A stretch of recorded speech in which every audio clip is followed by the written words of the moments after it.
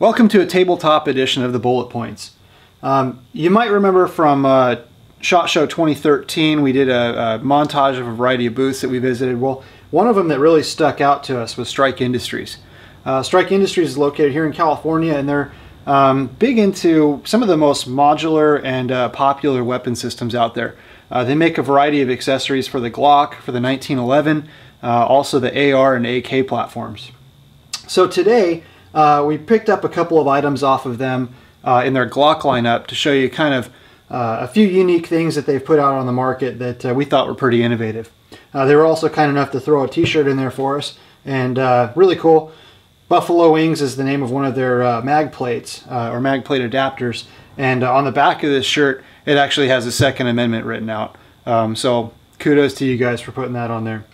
So today we've got a couple of their Glock specific items, and we're working on a Glock 17 today, which is the full frame 9mm. First off, we've got their Buffalo Wings mag plates. Now what these are here are adapters for the bottom of the magazine. So it gives you a little bit more surface area to grab onto if you're pulling from your pocket. You know, if you're in competition, it gives you a bit more surface area to grab onto. Also adds a tiny bit of weight to them. So if you are ejecting the magazine, it hopefully drops out a little bit quicker than a standard one would. So we've got two magazines today. We're going to install these kits on one of them and leave the other stock, and then see how they work. Another really cool piece that they make here is the rail for the top of the Glock. Now, this is a really neat piece. This actually plugs right into the base plate. So you take the back base plate off of the slide, you know, put on the one that they designed, and it comes with the kit, and then this kind of screws right on the back. So it sits on the top of the gun, replaces the rear sight, adds this Picatinny rail here, and I don't know if you guys can see it on the camera, but there's two little dimples up here. You can actually paint glow on there, so you can make kind of a night sight out of it, or just shoot with irons if you don't want to have your optics on there all the time. Another neat thing is right here there's a little hole that runs the entire width of the piece, so you can put an ambidextrous charging handle on there. So if you go left or right-handed, you know, you don't want to be messing with your optics on the top or grabbing the top of the slide to pull it back. You know, you've got the option to do that as well. And finally, they have a variety of buffers available. So for Glock Gen 1 through 3, they have this little buffer that sits on the front of the guide rod, and then for Gen 4, they've got this little guy here, a little bit different model, but overall same function. So what we're going to do is do an install of all these pieces, kind of trick out this 17 here, and then we're going to take it in the field and put it up against a stock version of it and see how it runs side by side. So first things first, when working on any firearm, you want to make sure that it's unloaded. We've already safety checked this one a couple of times prior to the video, but I'll go ahead and do it again. You know, make sure that there's nothing in the chamber, no magazine. Make sure you decock it in a safe direction. Now, we're going to do a quick clean on this one too. This one has been out in the field, so we'll go ahead and you know, do a quick clean for you guys who are new to Glocks. This will be a quick little video to kind of show you how the Glock works, what parts to clean, and then of course for you guys that are interested in the mods to it, we'll get to installing those. So to pull the slide off, decock the gun in a safe direction, put your palm on sort of the front of the slide here, and then right here there are two little pins. Push those both down at the same time, slide it back maybe 1/8 of an inch, and then pull forward, and that pulls your slide off. So again, decocked, palm on the front, push these two pins down, push back and slide forward. You can then set the bottom half of the gun down and then turn the slide over on its back. Once you're here, you've got a guide rod here that you can pull out just by pushing your thumb on the back side of it, pushing it forward to kind of build some of that tension on the spring to release it, and then your barrel just pulls up right out of the middle here. So just grab it by one of these protruding pieces and you're good to go. So that's your basic disassembly of a Glock. So once the gun's safely disassembled, you can take out your cleaning kit. Now we've got a couple of parts here that we're going to use, and we're not going to film the entire thing here today. We're just going to kind of run through this real quick. So basically you can take the bottom half of the gun, run an old toothbrush or a new toothbrush, whatever you want. But run it through there, clean out all the carbon deposits, any gunk that's made its way in there. I typically use Ballistol. This stuff's pretty good. I like it. It's kind of a lubricant as well, but clean stuff like no other. Also, it's safe for wood stocks. I know that a lot of solvents will damage a wood stock, but Ballistol actually actually enhances the look of the wood. So anyway, just give it a few squirts. Set that off to the side. You kind of go to work with your toothbrush here.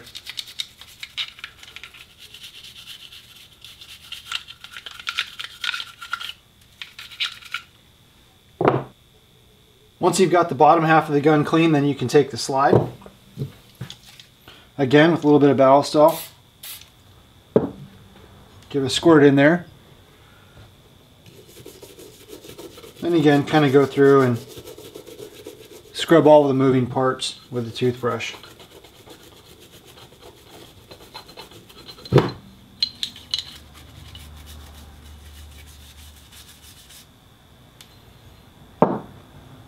Once you're done with that, go ahead and take your barrel, give a squirt down the barrel, and then you want to run your bore brush through here a couple of times.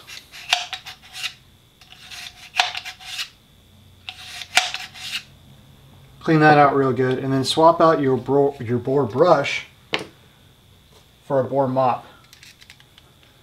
The mop's essentially the same thing, just a little cotton version that'll clean out any impurities that are still in there. Then you want to look down your barrel, make sure that everything's clean in there. You should have a nice shiny image.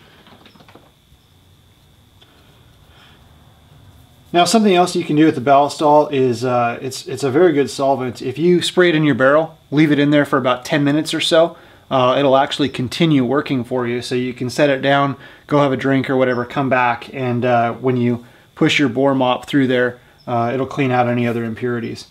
For the sake of time today, I'm just doing a very, very quick clean on this.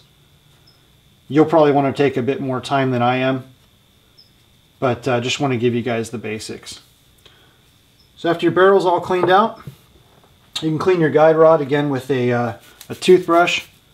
Just kind of get in there, get some of the carbon deposits off.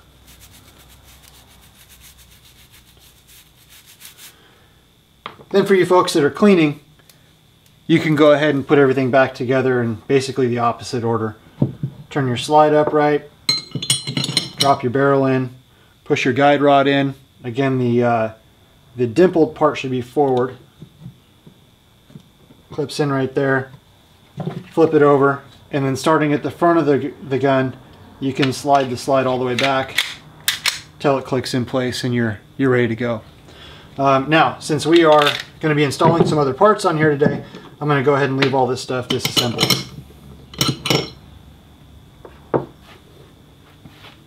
Alright, so first we're going to go ahead and start with the Buffalo Wings magazine plates.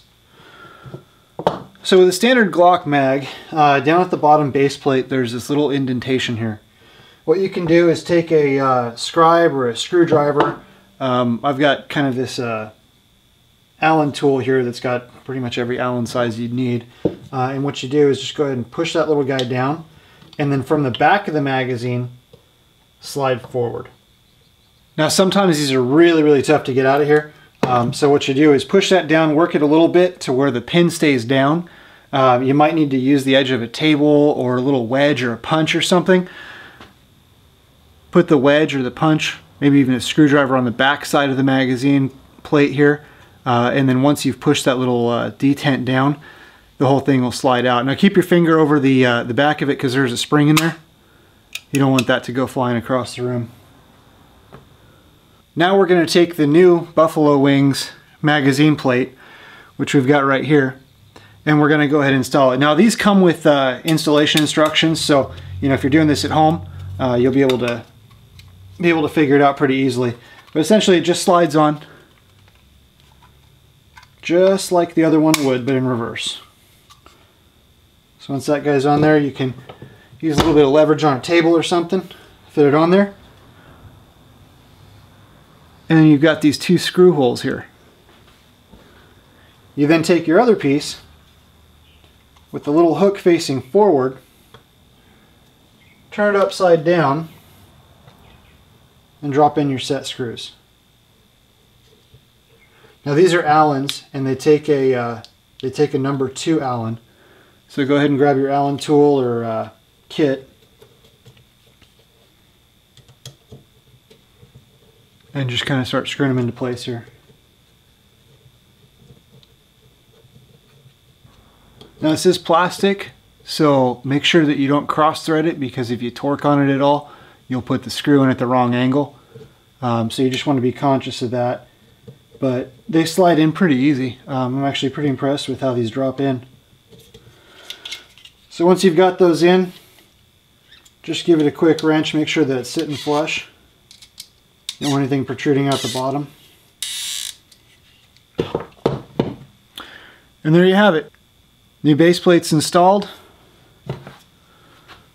Compared to the stock one, you've got a little bit more weight, a lot more grip area. So if this is in your pocket or something, it's much easier to grab out. Next, we're going to be installing the rear sight, and this came with a little bag full of parts here. Comes with a new base plate, so we'll go ahead and open that up. Set the screws off to the side. Now to get at this guy, this is a little bit interesting. You've got to pull this existing slide plate out, replace it with this one, but before you do, you've got to take off the rear sights. So there's a couple of ways to take off the rear sights. One, you can go to a gunsmith. Two, you can put it in a vise. But the layman's way, use a roll of duct tape or something similar to kind of elevate your slide here. Then once it's on there, use a soft wood.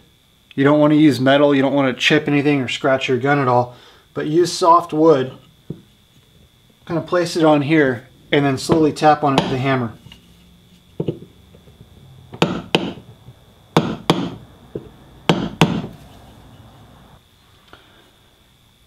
You'll see that it's starting to come off center a little bit. You just keep working that, set it back down, keep tapping it until it comes out. One of the other many uses of ballistol or oils is that you can squirt some in there just to kind of loosen that up a little bit. But as you're working, just go a little bit at a time. You'll see it slowly coming off center there.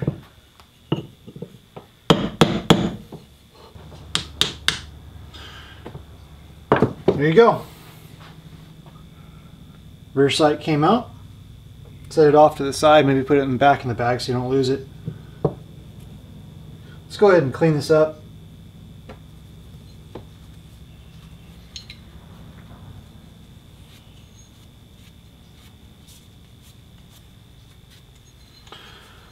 So once you've got that guy off, you can move your duct tape out of the way.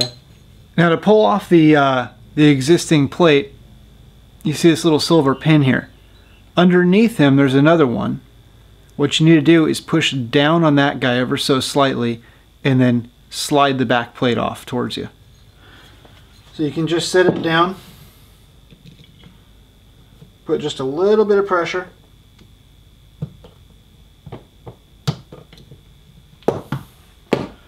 and that piece will slide right out. Now make sure you put your thumb over there because there's some spring-loaded parts. You don't want them shooting all over the place. Once you've got that done, you can take the Strike Industries back plate, and as you're pushing down on here, slide it into place. Now that's the first one, and there's another one right up here. So push that down, again with a screwdriver, Allen tool, something like that, until this guy locks in place. There you go. Once that's snug and you hear it kind of snap in place, then you're ready to install your rail. Now with their supplied screw kit, you've got one that's got a large head on it. That's the one you want to use. So to install the rail, you take the existing channel where the old rear sight was and you slide the new rail right over the top. Now you're going to have to push on the back plate a little bit to get it to line up and fit in there. So use a little bit of leverage and it slides right on. Take the screw that you pulled from your kit, go ahead and drop it in there.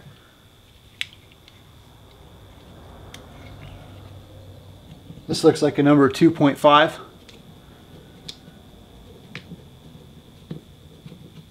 And then just start tightening it up.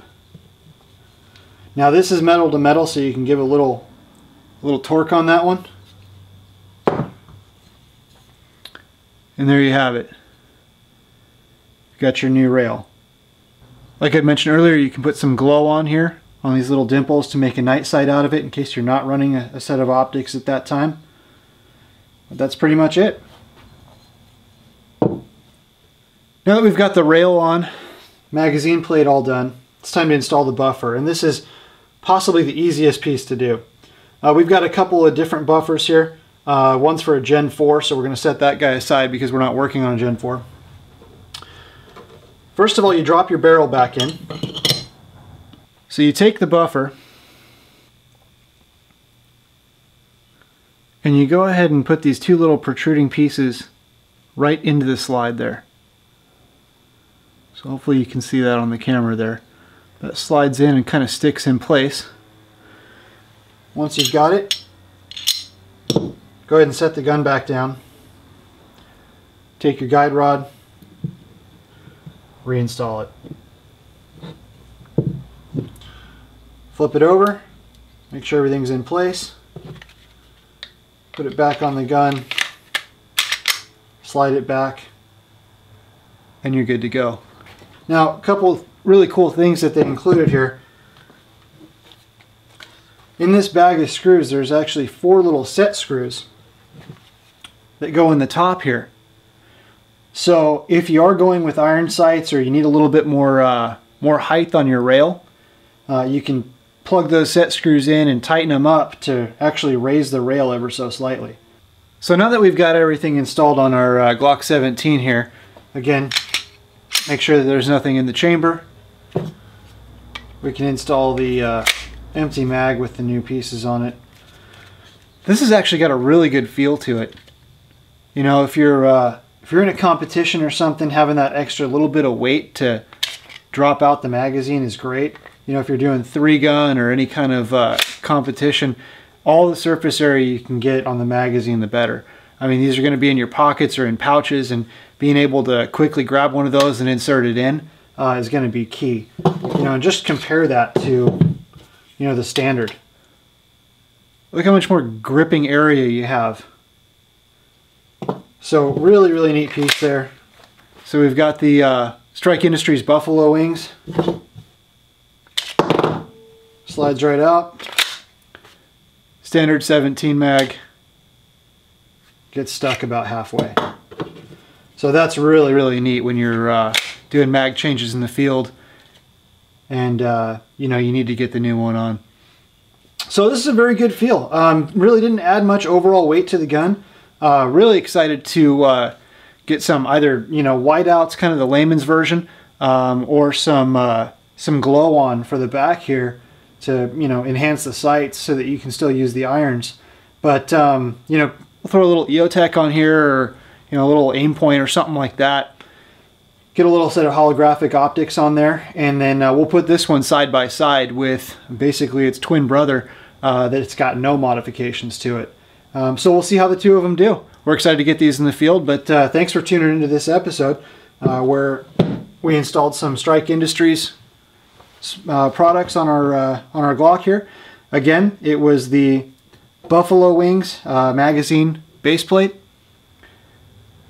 We did their rear sight rail and back plate for the slide, and then of course inside the gun we've got their Strike Industries buffer. So we'll see what that does to dampen recoil, hopefully help us stay on target a little bit more, and help us with magazine changes. So stay tuned for a side-by-side comparison in the field between our hopped up Strike Industries Glock and you know, one of the standard ones that you'd buy from the store. Thanks again for tuning in, and we'll see you next time.